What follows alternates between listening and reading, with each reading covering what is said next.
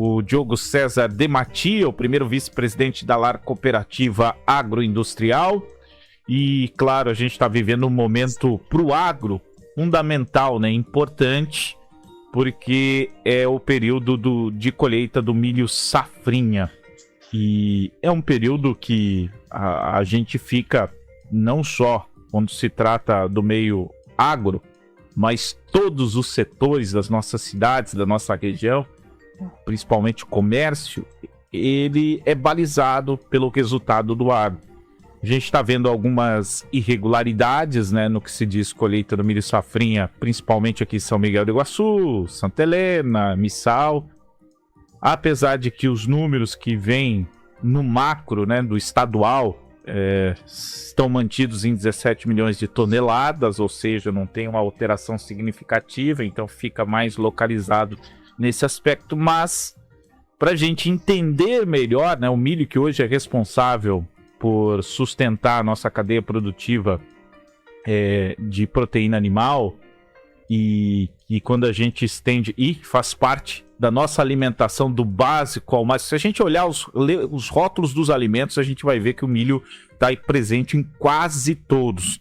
Só que tem um elemento também que está influenciando bastante nesse contexto, e a gente tem dúvidas também.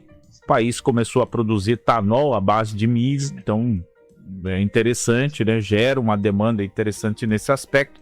Para isso, nós vamos conversar agora com o primeiro vice-presidente da LAR Cooperativa, como eu já disse, o Diego César de Matia. Fiz essa introdução para todos compreenderem, né, e entender um pouco esse cenário. Quando a gente fala de colheita, Diogo, a gente parece só estar falando ali do resultado do agricultor, mas tem uma grande influência. Imagino que para a cooperativa não é diferente. Obrigado aqui por nos atender. Bom dia. Bom dia, Alessandro. Bom dia aos ouvintes da Rádio Jornal.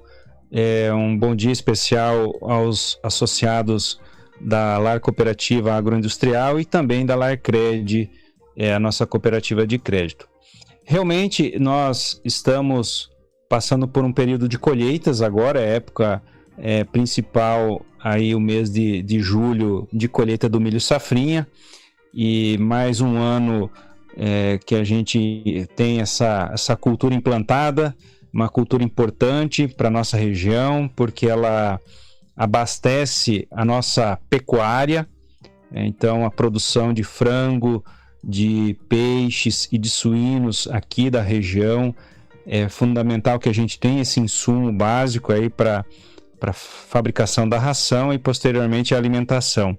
E como você disse, em todos os produtos praticamente que a gente vai, quando vai ao supermercado, tem algo que provém do milho, né? Seja direta ou indiretamente. Então, nós estamos, como disse, em plena colheita. Esse ano um pouco atípico por conta da variação climática que teve desde a implantação lá em janeiro, fevereiro. No começo, um período um pouco mais crítico, com falta de chuva, e agora para o final do ciclo, algo que é difícil de acontecer, um inverno tão chuvoso assim, mas nós estamos enfrentando aí um período com bastante umidade, o que faz com que os trabalhos de campo sejam, de certa forma, penalizados, mas o produtor, quando dá tempo, quando abre um solzinho, ele se bota no trabalho, faz o seu dever de casa e tirar toda essa produção do campo, porque, como se diz, né, aquele velho jargão, né, a agricultura, ela é uma indústria a céu aberto. Então nós estamos suscetíveis aí a essas variações climáticas, e agora no milho safrinha não foi diferente. Isso aconteceu. Tivemos algumas regiões ou micro-regiões com uma quebra significativa da produtividade, algumas regiões que foram afetadas pela falta de chuva, e então isso reflete na renda do produtor, isso reflete no comércio, mas não tem anos que a gente não passe por alguma adversidade, seja ele na safra de verão ou na safra de inverno. Então o produtor ele tem que estar resiliente, tem que saber ter alternativas para que num momento como esse ele possa ter aí alguma saída no que se respeita à renda que ficou, de certa forma, comprometida ou em algumas regiões comprometidas por conta aí da frustração climática que nós tivemos nesse ciclo. Esse milho que sai aqui da nossa região, Diogo, ele abastece boa parte a proteína, é o próprio que abastece a cadeia de proteína animal da cooperativa? Sim, Alessandro. A cadeia produtiva da pecuária da Lar Cooperativa, ela depende exclusivamente do milho que a região produz aqui. Então, toda a originação de milho que a Lar absorve aqui da região, ela vai toda para a sua pecuária. Convertemos, então, proteína vegetal em proteína animal. Isso é uma riqueza que nós obtivemos, a região obteve aí com o avanço, né, significativo da pecuária. E quando eu falo em pecuária, eu contemplo aí a avicultura, a suinocultura e também a produção de peixes. E também não podemos esquecer da produção de ovos comerciais, que também é uma atividade que tem aqui na nossa região e que faz muito sentido. Então a cooperativa está bem estruturada. Nós estivemos investindo bastante esse ano em várias unidades aqui da região oeste do Paraná, em secadores, em moegas, tombadores, para melhorar o atendimento ao nosso associado, para que a gente possa, de certa forma, agilizar e termos uma recepção a maior daquilo que nós tivemos o ano passado. Então, é esse o trabalho que a gente vem fazendo para que a região como um todo ganhe nesse sentido aí, o nosso associado principalmente. Bom, e imagino que nesse sentido o movimento ele fica mais intensificado para se buscar, porque a gente sempre gerava uma dúvida, né, que muitas vezes a gente produz algo aqui e esse produto sai e retorna. No Brasil acontece muito isso. E é interessante saber que essa cadeia produtiva ela influencia diretamente na cooperativa. Como que é feito, só para a gente ter uma noção, como que é feito esse balanço de...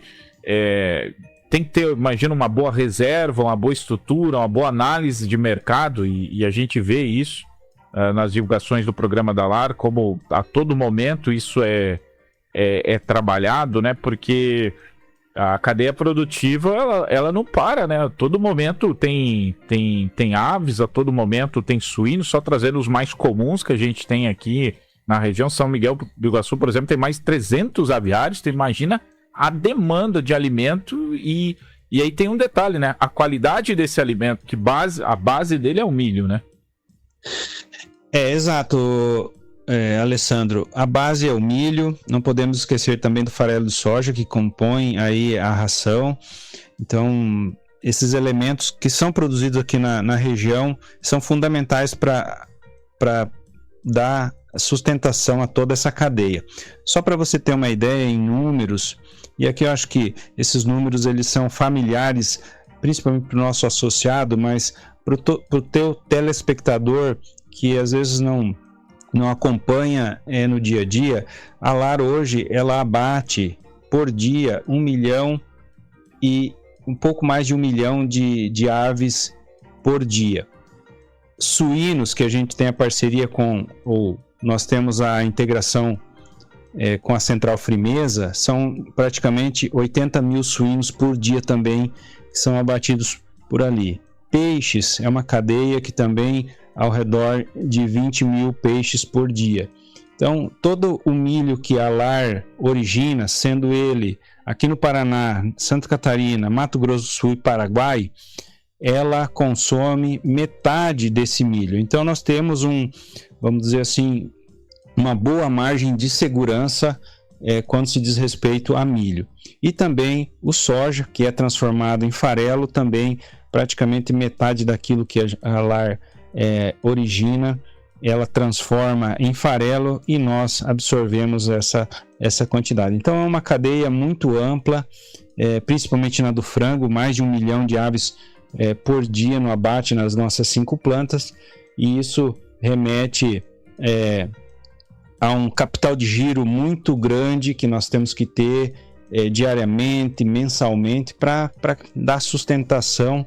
E é claro, tudo tem que andar numa sincronia muito forte, muito firme, para que não atrase nenhum embarque de frango, nenhum embarque de suíno, nenhum atraso na chegada de ração.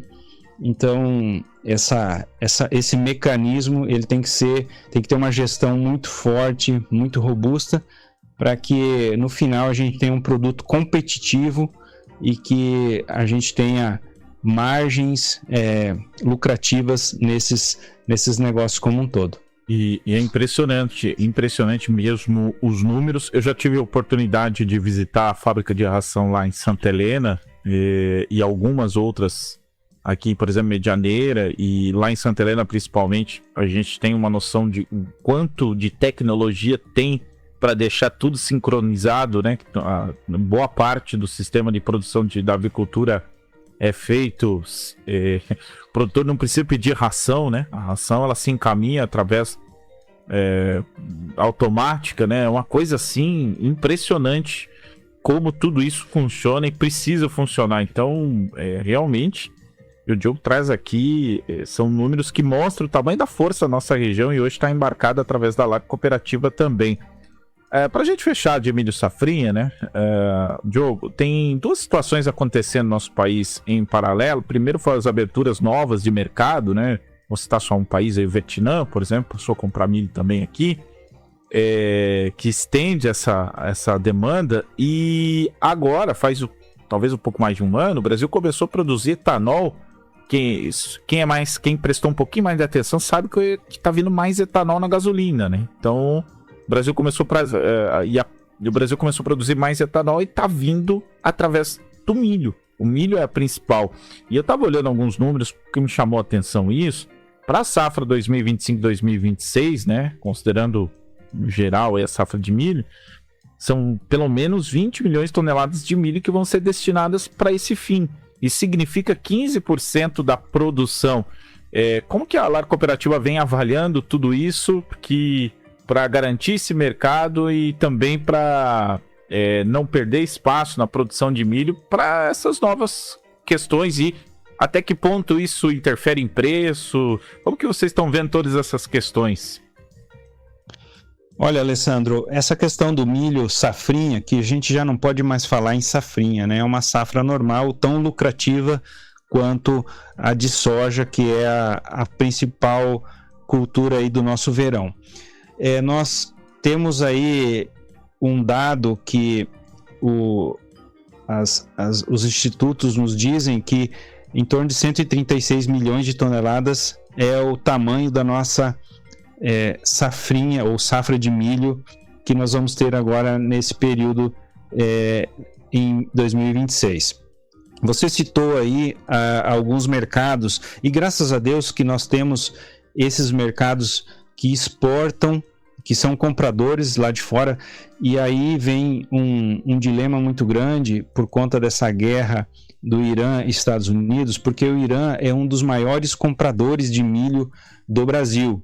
Então isso interfere, menos milho que exporta, milho que sobra aqui no Brasil, safra cheia, sinal de preços estáveis, vamos dizer assim. Então é algo que liga uma luz, um sinal amarelo, busca-se outros mercados, mas realmente nesse quesito aí o Irã ele é muito forte no que se diz as compras de milho do Brasil. A Argentina teve uma safra que ela acabou de colher ou está finalizando agora, recorde de milho. Então eles nunca colheram tanto milho como foi nessa última safra. Então isso impõe mais produto no mercado. E também, em contrapartida, você citou aí um player muito forte, que é as alcooleiras de etanol, principalmente no Mato Grosso, no Centro-Oeste, né?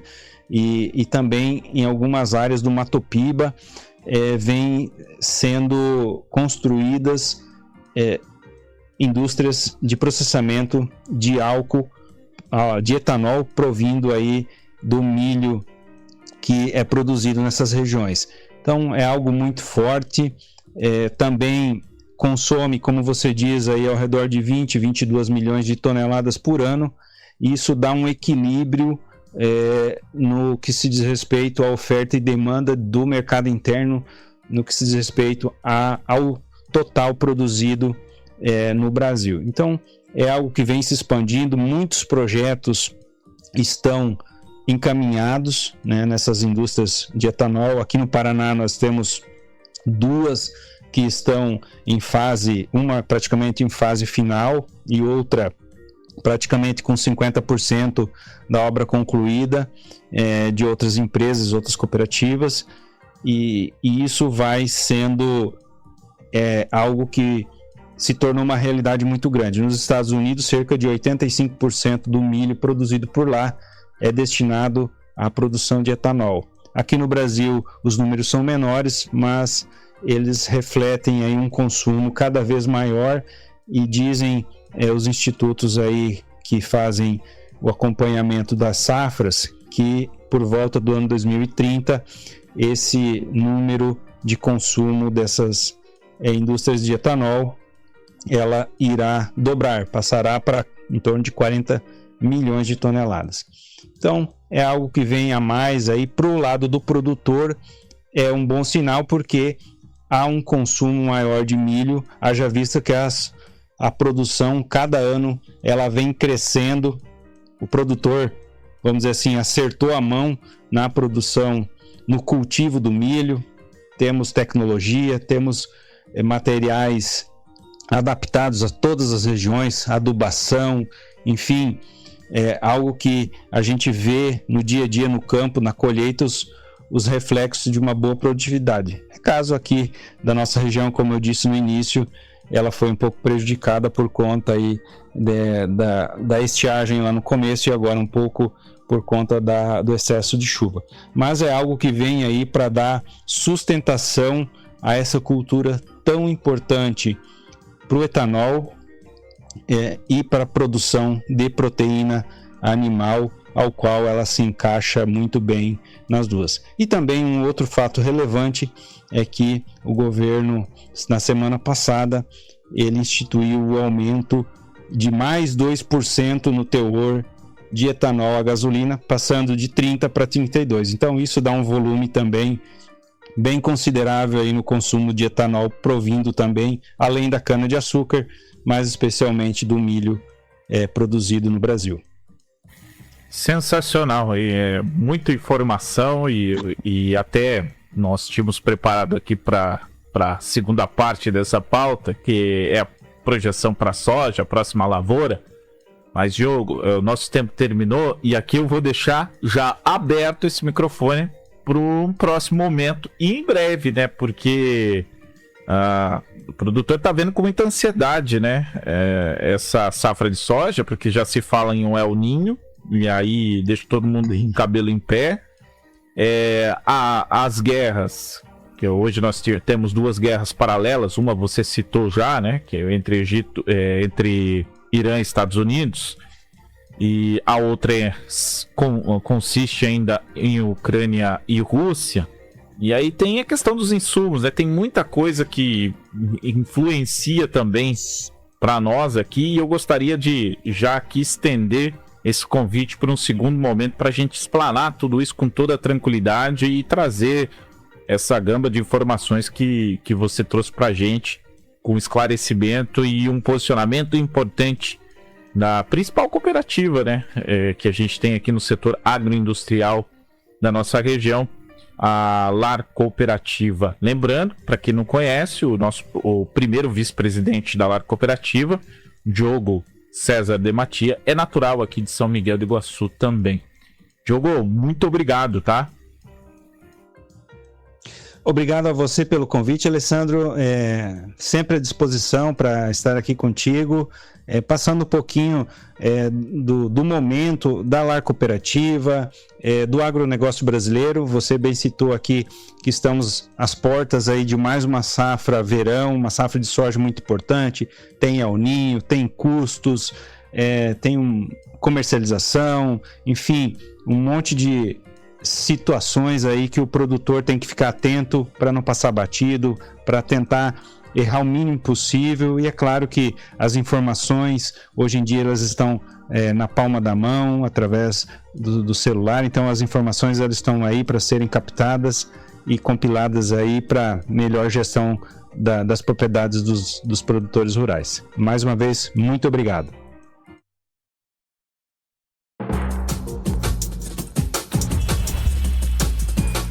7h50, 7h50. Você ouviu aí a entrevista com o Diogo César de Matia, vice-presidente, primeiro vice-presidente da Lar Cooperativa. A gente vai pro intervalo, na sequência volta falando do esporte. Vamos ter São Miguel Futsal jogando amanhã pelo Campeonato Paranaense de Futsal Série Ouro. Vamos ter Campeonato Brasileiro no próximo fim de semana. Mas detalhe, no último fim de semana foi Copa do Brasil e no meio de semana já se decide as vagas para as quartas de final da Copa do Brasil nesse novo modelo, nesse formato da competição. Tudo isso depois do intervalo. Jornal da Manhã. Jornalismo e prestação de serviço. Rádio Jornal São Miguel. Jornal da Manhã. Rádio Jornal.